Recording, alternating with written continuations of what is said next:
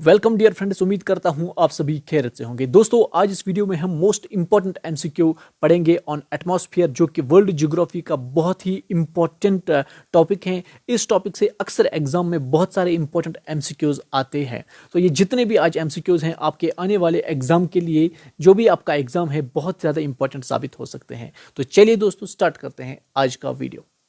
Question number 1 आपकी screen पे है दोस्तों। विच one of the following layer of atmosphere has high concentration of ions. आपको बताना है हाई कंसेंट्रेशन ऑफ आयोन्स किस एटमॉस्फेरिक लेयर में होते हैं। आपके पास चार ऑप्शन है। स्ट्रेटोस्फेयर में होते हैं, एक्सोस्फेयर में होते हैं, थर्मोस्फेयर में होते हैं, या फिर ट्रोपोस्फेयर में होते हैं। तो आपको पता होगा दोस्तों, टोटल जो एटमॉस्फेयर है, यहाँ पर जो पहली लेयर होती है वो है ट्रोपोस्फेयर। उसके बाद जो इंपॉर्टेंट लेयर होती है वो होती है स्ट्रेटोस्फेयर, और उसके बाद जो एक इंपॉर्टेंट लेयर उसको मीजोस्फीयर कहते हैं, और उसके बाद एक बड़ी सी लेयर होती है जिसको हम थर्मोस्फीयर कहते हैं, और इसी थर्मोस्फीयर में हमारी जो है आयानोस्फीयर पाई जाती है। अब यहाँ पर आयानोस्फीयर जो है ऑप्शन में नहीं है, तो यहाँ पर जो करेक्ट आंसर बन जाता है वो है थर्मोस्फीयर, क्योंकि आयानोस्फीयर जो है इसी का पार्ट है, थर्मोस्फीयर का ही पार्ट है। तो यहाँ पर जो करेक्ट आंसर है वो सी पार्ट करेक्ट बन जाता है। ओके, अगर एग्जाम में आपका आयानोस्फीयर ऑप्शन दिखेगा तो आप वहाँ पर वो करेक्ट कर सकते हैं, लेकिन जब यहाँ पर थर्मोस्फीयर है तो यहाँ पर थर्मोस्फीयर ही आएगा, क्योंकि आयानोस्फीयर यहाँ पर नहीं है। तो चलिए हम नेक्स्ट इंपॉर्टेंट एमसीक्यू की तरह। तो चलिए दोस्तों, क्वेश्चन नंबर 2 आपकी स्क्रीन पे है, इंपॉर्टेंट है। Which is the highest layer of the atmosphere in which meteors burn up after entering earth atmosphere. आपको बताना है जहां पर मीटियोराइट्स जो भी मीटियोराइट्स हैं वो अर्थ से टकराते रहते हैं, लेकिन मेजॉरिटी जो मीटियोराइट्स हैं वो जो है बर्न होती है एटमॉस्फेयर। किस लेयर ऑफ एटमॉस्फेयर में वो बर्न होते हैं, वो जल जाते हैं। तो बहुत इजी है, इसका करेक्ट आंसर है सी पार्ट मीजोस्फीयर नाम मिलता है, तो इसको मीजोस्फीयर कहते हैं। मीजोस्फीयर में ये बर्न होते हैं। आप स्क्रीन पे देख सकते हैं इमेज, यहाँ पर देख सकते हैं आप, ये मेजॉरिटी है, बर्न होते हैं यहाँ से। तो चलिए दोस्तों, अब हम चलते हैं क्वेश्चन नंबर 3 की तरह। क्वेश्चन नंबर 3 है, इंपॉर्टेंट है। In which layer of the atmosphere almost all the clouds are found. अब जितने भी सारे एटमॉस्फेरिक जो कि particularly cloud weather related conditions activities हैं, वो किस लेयर ऑफ एटमॉस्फेयर में होती है। बहुत ही इजी है, इसका जो करेक्ट आंसर है वो पहली लेयर है, उसको कहते हैं ट्रोपोस्फेयर। ट्रोपोस्फेयर में ऑलमोस्ट सारी वेदर कंडीशंस होती हैं। उसके बाद हम चलते हैं क्वेश्चन नंबर 4 की तरह। क्वेश्चन नंबर 4 आपकी स्क्रीन पे है, इंपॉर्टेंट है। Which instrument is used for measuring the altitude, direction and velocity of clouds. बहुत ही इंपॉर्टेंट है। कौन सा ऐसा डिवाइस है जिसकी मदद से हम altitude, direction and velocity of clouds को मेजर करते हैं।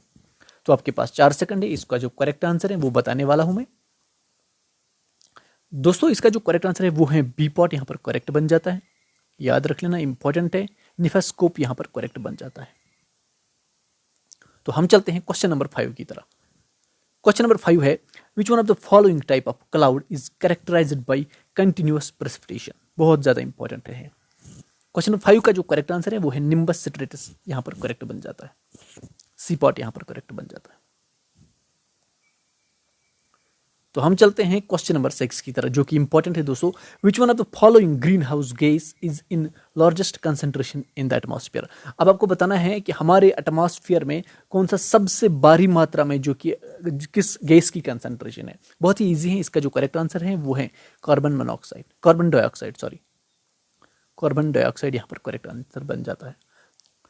नेक्स्ट इंपॉर्टेंट एमसीक्यू है, क्वेश्चन नंबर 7 है। The final boundary between the earth and the outer space is called. Okay, इसका जो करेक्ट आंसर है दोस्तों वो है मैग्नेटोपॉज, यहां पर करेक्ट बन जाता है। डी पॉट याद रख लेना, magnetopause is the final boundary between the earth and the outer space. Okay, अब हम चलते हैं नेक्स्ट एमसीक्यू की तरफ। इंपॉर्टेंट है, tropopause is what is tropopause. अब ट्रोपोपॉज है क्या।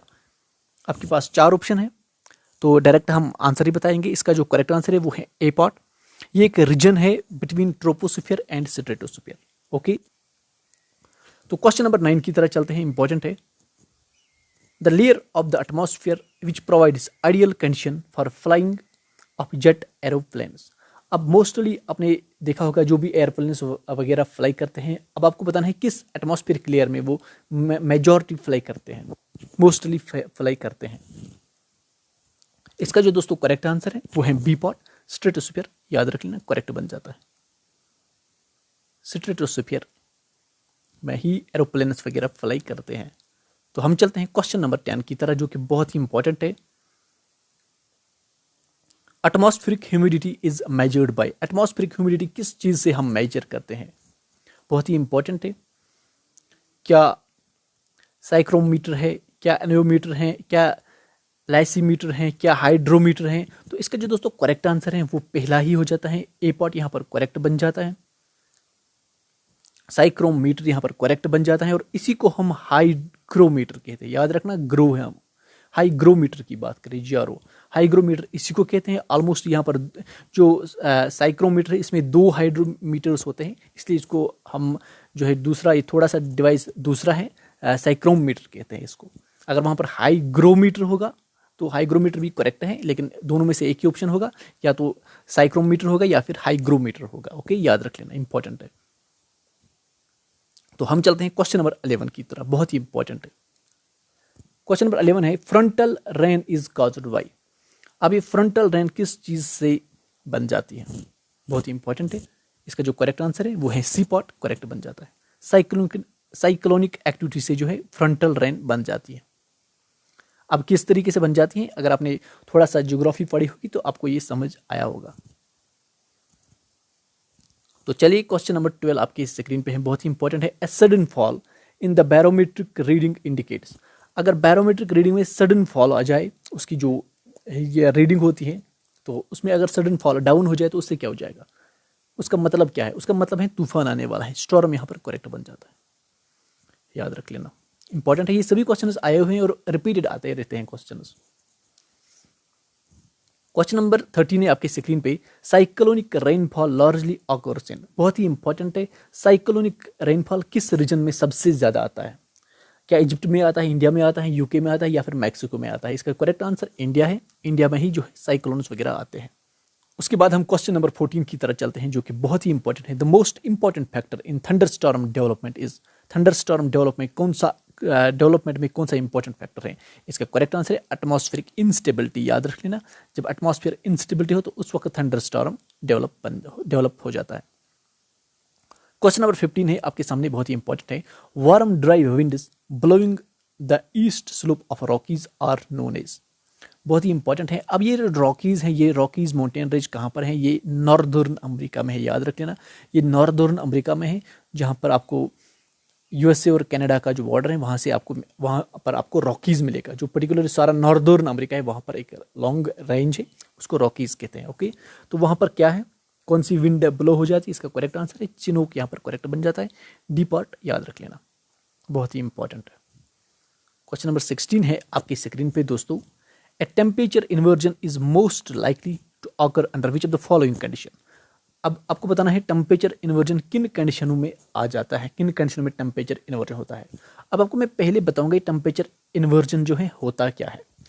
अब दोस्तों नॉर्मल टेम्परेचर की बात करें, जब भी हम हाई आल्टीट्यूड पे जाएंगे, जितना हाई आल्टीट्यूड पे जाएंगे, हाई जाएंगे, तो टेम्परेचर जो है डिक्रीज हो जाता है। क्या हो जाता है? डिक्रीज हो जाता है। ओके, ये चीज़ें याद। अब कितना डिक्रीज हो जाता है? 165 मीटर जब हम ऊपर चले जाते हैं तो नॉर्मली जो है 1 डिग्री जो है टेम्परेचर डिक्रीज हो जाता है। यानी कि 165 मीटर पे 1 डिग्री कम हो जाता है टेम्परेचर। अब इस सिस्टम को हम नॉर्मल लैप्स रेट कहते हैं। नॉर्मल लैप्स रेट यानी कि ये एक नॉर्म है, नॉर्मल लैप्स रेट। ये एक कॉमन चीज़ है जो होता है।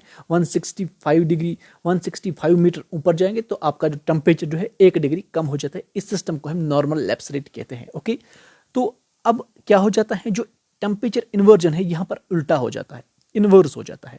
जितना हम ऊपर जाएंगे टेम्परेचर इंक्रीज हो जाता है। इसको कहते हैं टेम्परेचर इन्वर्जन। अब ये कब होता है? जब ये नॉर्मली जो है विंटर नाइट्स में हो जाता है। यहाँ पर डी पार्ट करेक्ट बन जाता है, calm clear and cool winter nights हो जाता है। तो हम चलते हैं नेक्स्ट इंपॉर्टेंट एमसीक्यू की तरफ। नेक्स्ट इंपॉर्टेंट एमसीक्यू है क्वेश्चन नंबर 17 है, at low elevation which among the following clouds are to be found. बहुत इंपॉर्टेंट है। लो एलिवेशन में कौन से क्लाउड्स, किस टाइप के क्लाउड्स पाए जाते हैं? यहाँ पर मैं एक चीज बताऊंगा, जो भी सिरस टाइप्स ऑफ क्लाउड्स होते हैं ना, ये हाई क्लाउड्स होते हैं। सिरस से कोई भी वर्ड हो तो ये हाई क्लाउड्स होते हैं। ओके, यहाँ पर जो इसका जो करेक्ट आंसर बन जाता है क्वेश्चन 17 वो है बी पॉट। निम्बस टाइप के जो भी क्लाउड्स हैं, निम्बस या स्ट्रेटस, वो लो क्लाउड्स होते हैं। ओके, ये चीजें याद रख लेना। तो अब हम चलते हैं क्वेश्चन नंबर 18 की तरह। क्वेश्चन नंबर 18 है the gases mainly found in the exosphere layer are.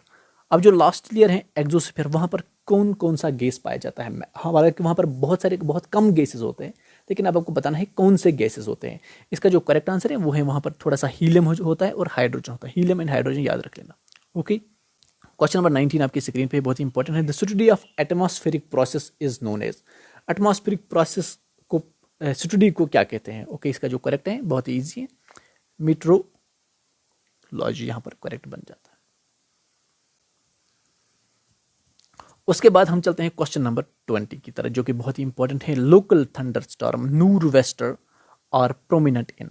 अब नूर वेस्टर एक टाइप का एक स्टॉर्म है, ये कहाँ पे होता है? इसका जो करेक्ट आंसर है ये वेस्ट बंगाल में होता है। ये चीजें याद रख लेना, बहुत ही इंपॉर्टेंट है। उसके बाद हम नेक्स्ट इंपॉर्टेंट एमसीक्यू की तरह चलते हैं। क्वेश्चन नंबर 21 जो कि बहुत ही इंपॉर्टेंट है। Roaring forties is a term used to describe which of the following wind. अब रोरिंग फोर्टीज एक किस्म की एक विंड है जो कि बहुत ही इंपॉर्टेंट है। अब कौन सी विंड है? आपके पास 4 ऑप्शन है, अब इसको गैस कीजिए। इसका जो करेक्ट आंसर है वो है डीपॉट, यहाँ पर करेक्ट बन जाता है। ये वेस्ट ईस्ट विंड है in the southern hemisphere. Southern hemisphere में ये वेस्ट से आती है और ईस्ट की तरह जाती है। ओके, इस तरीके से। ओके, याद रख लेना। चलिए दोस्तों, क्वेश्चन नंबर 22 की तरह, बहुत ही इंपॉर्टेंट है। विच layer of atmosphere is responsible for Arora borealis.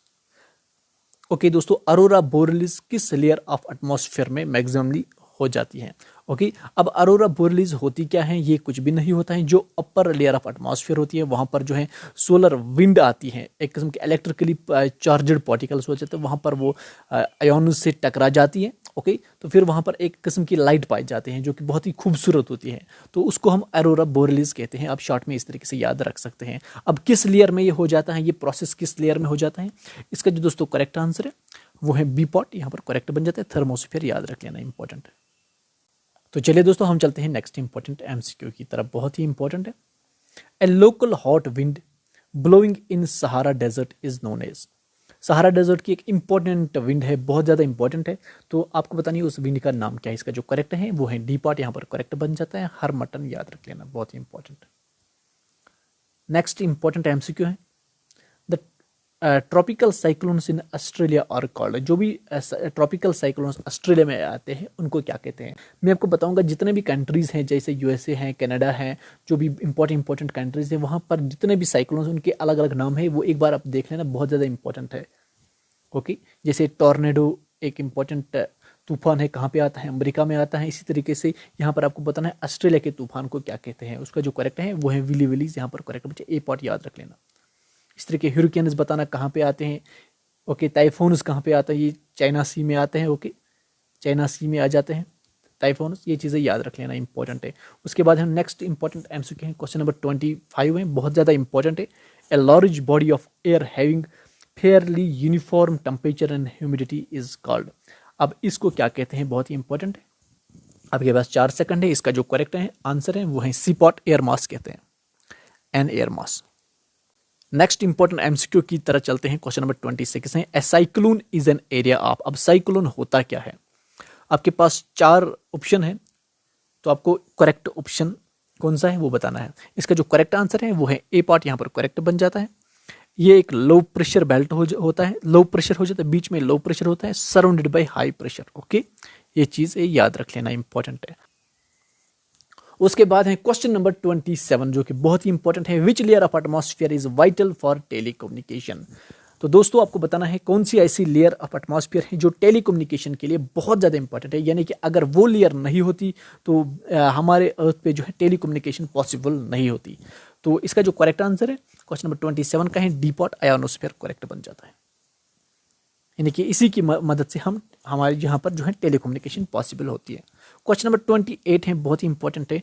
Doldrum is characterised by. अब डोलड्रम क्या होता है? बहुत ही इंपॉर्टेंट है। तो इसका जो दोस्तों करेक्ट आंसर है क्वेश्चन नंबर 28 का वो है B part, uniform low pressure belt हो जाता है, होता है ये। इस तरीके से जो अर्थ है यहाँ पर जो ये इक्वेटोरियल बेल्ट होता है, ये इक्वेटोरियल बेल्ट, इसको ही डोलड्रम कहते हैं। ओके, ICTZ जो बेल्ट हो जाता है होता है, तो इसको हम डोलड्रम कहते हैं, लो प्रेशर बेल्ट कहते हैं इसको। ये चीज़ें याद रख लेना। तो उसके बाद हम चलते हैं क्वेश्चन नंबर 29 की तरह, जो कि इंपॉर्टेंट है। The burans are the, burans क्या होते हैं? तो इसका correct answer C part correct बन जाता है यहाँ पर। Local wind of Siberia, Siberia का ये लोकल विंड है, इसको हम ब्यूरेनस कहते हैं, इंपॉर्टेंट है। उसके बाद है क्वेश्चन नंबर 30, बहुत ज़्यादा इंपॉर्टेंट है। Horse latitude lie with in the atmospheric pressure belt of. अब ये हॉर्स लैटिट्यूड है किस रीजन में होता है, यानी कि कहाँ पे होता है ये? क्या पोलर हाई पे होता है, इक्वेटोरियल लो पे होता है, सब ट्रॉपिकल हाई पे होता है, या फिर सब पोलर लो पे होता है? इसका करेक्ट आंसर जो है वो है सब ट्रॉपिकल हाई। सी पॉट यहाँ पर करेक्ट बन जाता है, ये यहाँ पे होता है। ये जो है ये हो गया इक्वेटोरियल लो बेल्ट, और इसके बाद जो इंपॉर्टेंट है ये हो जाता है सब ट्रॉपिकल हाई बेल्ट, या इसी को हम ये बेल्ट होता है इसको हम हॉर्स लैटिट्यूड भी कहते हैं। ओके, ये चीज़ें याद रख लेना। तो ये थे 30 इंपॉर्टेंट क्वेश्चन ऑन एटमॉस्फेयर। अगर वीडियो आपको अच्छा लगे तो लाइक कर देना और साथ में चैनल को भी सब्सक्राइब कर देना। Thank you for watching dear friends.